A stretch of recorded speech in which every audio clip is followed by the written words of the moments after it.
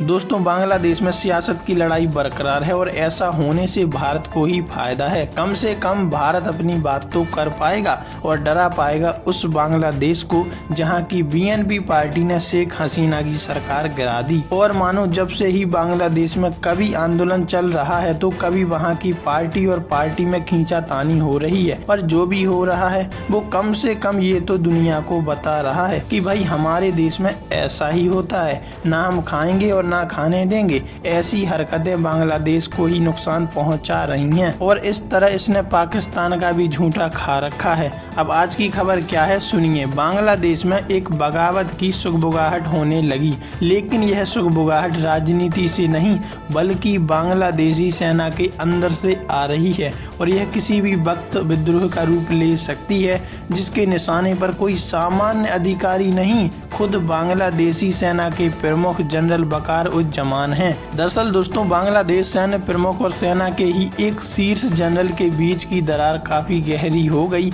और इनके बीच की दरार ने पाकिस्तान को अपना प्रभाव जमाने और दखल देने का मौका दे दिया। मतलब इस तरह अब पाकिस्तान फायदा उठाने वाला है। पाकिस्तान एक वक्त पर बांग्लादेश का सबसे बड़ा दुश्मन हुआ करता था, लेकिन बांग्लादेश की अंतरिम सरकार ने सत्ता संभालने के साथ ही पाकिस्तान का बाहें खोलकर गले से लगा लिया। इसके अलावा बांग्लादेश की कट्टरपंथी जमात और सेना के एक गुट के चलते पाकिस्तान को ढाका में एंट्री मिल गई।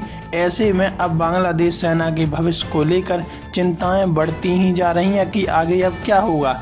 और ऐसे में हालात ये हो गए कि बांग्लादेशी सेना में इस परिस्थिति के पीछे का कारण दो अलग अलग विचारधाराओं का टकराव मानते हैं। 2024 के जून महीने में सैन्य प्रमुख के तौर पर कमान संभालने वाले जनरल वकार उज़्ज़मान को भारत के प्रति नरम भाव रखने के साथ एक मध्य मार्गीय संतुलन स्थापित करने वाले जनरल के रूप में देखा जाता है। वहीं सैन्य प्रमुख जनरल जमान के खिलाफ बगावत की चिंगारी भड़काने वाले लेफ्टिनेंट जनरल फैजुर रहमान सेना में क्वार्टर मास्टर जनरल हैं, जिन्हें पाकिस्तान और कट्टरपंथी जमात इस्लामी के समर्थन के रूप में देखा जाता है। मतलब दोनों ही आर्मी के चीफ आपस में लड़ने के लिए मुकाबला कर रहे हैं और इसी का फायदा उठाते हुए पाकिस्तान में आईएसआई की एंट्री हो गई। 1971 में पाकिस्तान बांग्लादेश के अलग होने के बाद इस क्षेत्र से आईएसआई का प्रभाव हट गया था, लेकिन हाल ही में पाकिस्तान की खुफिया एजेंसी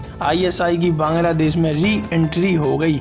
इस साल की शुरुआत में ही जनरल फैजुर रहमान ने आईएसआई के चीफ के साथ मुलाकात की, जिसके बाद से सेना के अंदर तनाव बढ़ गया। इस मुलाकात के दौरान खुफिया जानकारी शेयर करने वाले नेटवर्क की स्थापना को लेकर चर्चा हुई। मतलब इस तरह पाकिस्तान बांग्लादेश की खुफिया जानकारी को लेगा, जिसे सेना प्रमुख के अधिकार के लिए सीधी चुनौती के रूप में देखा जाएगा और इसी खुफिया जानकारी से पाकिस्तान बांग्लादेश पर दबाव बना पाएगा। तो इस बिगड़ते हालात के बारे में आप क्या कहेंगे?